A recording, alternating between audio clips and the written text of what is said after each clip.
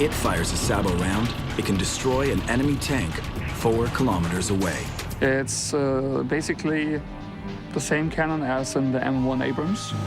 The only difference is this gun is longer, and so you have a higher pressure and a higher speed of the ammunition. For the Sabot, it's 1,650 meters per second. The higher velocity means greater accuracy and more power to penetrate armor. But I think basically the tactic has not changed in so many ways since the Second World War. The Comet's innovative gun, firing the new sabot round, was the most accurate British tank gun of the war. When they designed the Comet gun, it was known that some of the tank crews at 1,000 yards, that's 3,000 feet, could actually land 3 shells in 1 square foot. So by the end of the war, the crews were really, really good. And they had good reason to be. After 9 months' development, the British finally had a tank that could take on heavy German armor. The only question, could they deliver enough of them in time to make a difference?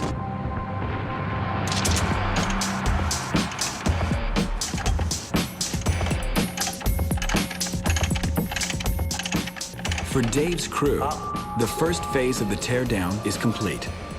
It must be about 400 weight. So that's 500 pound. That's all you can do, isn't it? 4. Got it. With the dog's bollocks, we've never done that before, and we're marvellous at it. It went like a dream. Yeah. None of us got hurt. I've still got all my fingers and thumbs. Yeah, I've still got more. I've got my gloves. Fantastic. Phase 2. Get that big chunk out. Yeah. Phase 2 starts with the mantlet. It has to come out before the turret can be removed. In order to get the turret off, we have to get the mantlet off, and that's probably going to be easier said than done. Oh. Flat on the back of there. Don't you break that. Don't you break it. Yeah. Don't you break it. You naughty boy.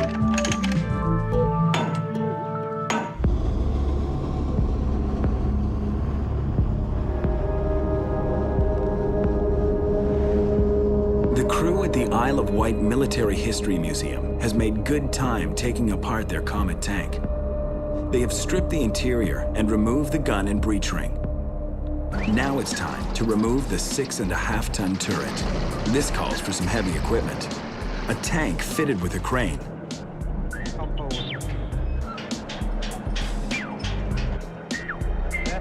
It's called an ARV, an Armored Recovery Vehicle. When we need a bit of lifting oomph, we break out the ARV and give things a bit of a pull round with it. Easy peasy. There's more trouble getting it out of the shed than it is using it. Right.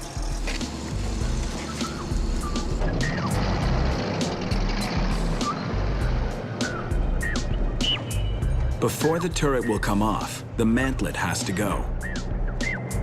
We have to take the mantlet off because there are 6 or 8 bolts underneath the mantlet that hold the turrets to the turret ring. We've got fairly good lifting equipment. We try to use lifting equipment rather than break our backs, but every now and again, brute force and ignorance is the only way to get some bits out. We let the young ones do that. The bolts are seized with rust, but Dave has a brand new impact wrench to jar them loose. I'm just about to try and undo 4 bolts that hold the mantlet. So we can get the mantlet off. Yeah. Good luck. Go. Brilliant. Kiss that out. It was harder putting the tool on than it was taking that out. Jesus. This gun's on steroids.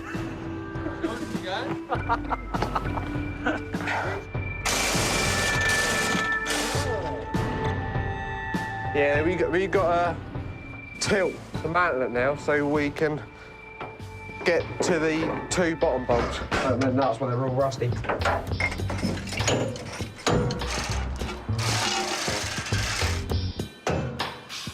The bolts come out, but the mantlet doesn't move. Don't you break that. Don't you break it. Yeah. Don't you break it. You naughty boy. OK, so what can you do then? I think you need a Bible. Yeah, Bible there. Yeah, look at the Bible. When all else fails, Dave consults the original service manuals. Lift out the bearing caps that have rusted in for 60 years, trunnion bearing ring, and withdraw the mantlet and cradle, approximately 2 foot. And that means... As Dave consults the manuals, Bob records the data plates, serial numbers, and markings. One of the interesting things we'd like to try and do at the museum is get the individual serial numbers of the vehicles and try and trace back their histories of unit, etc. This is fairly hard to do in the case of British vehicles, certainly during the Second World War, because records are fairly sparse.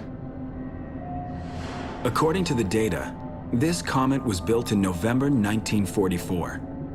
A month later, it was sent to the men at the front. The original order for the Comet was for 1,700 vehicles. That's what the statistics actually say were built, but we're fairly dubious that it never ever reached that sort of quantity. But there is no actual fixed figures for how many were made. The Comet's probably the tank the British Army wanted in early 1944, but it got it in late 1944. December 15th, 1944. The men of the 11th Armored Division were issued their new Comets. But the next morning, the German army launched a surprise attack. The Battle of the Bulge had begun. The Comets are ready for action, but the men have not yet trained how to use them.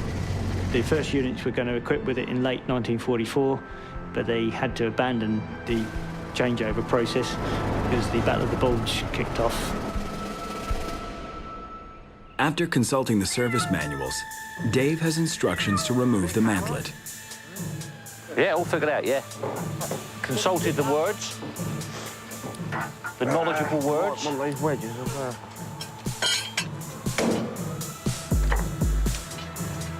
Undo the trunnion caps, remove them, which is going to take a bit of time. But the manuals don't help. Dave? Oh, Dave, hang on. Now, this stuff, start looking at it. She's out over there.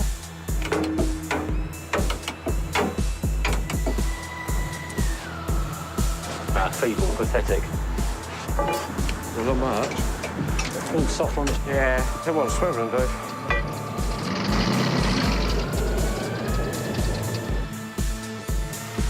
That ain't going nowhere. It's an absolutely really stupid thing to put turret bolts underneath the gun mantlet. Yeah. It makes it unserviceable in the field. Modern tank designers have learned that it's important to listen to your mechanics. Today's main battle tanks are engineered for rapid field repair. Each component is designed to be replaced as quickly as possible. Jobs that used to take days are now accomplished in minutes. The faster the repair, the sooner the tank is ready for action. It's a special kind of job where you have to learn to work in a crew as a team. So all parts have to work together. And to keep this machine running and work together as a crew with the other guys on the tank, I think it needs a lot of training.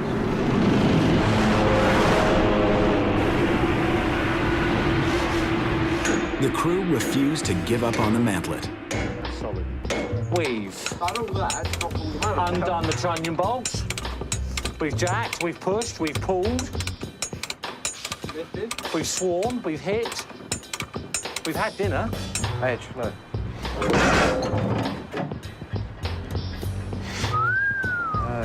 You're all right. I'm absolutely fine. Jack just collapsed inside.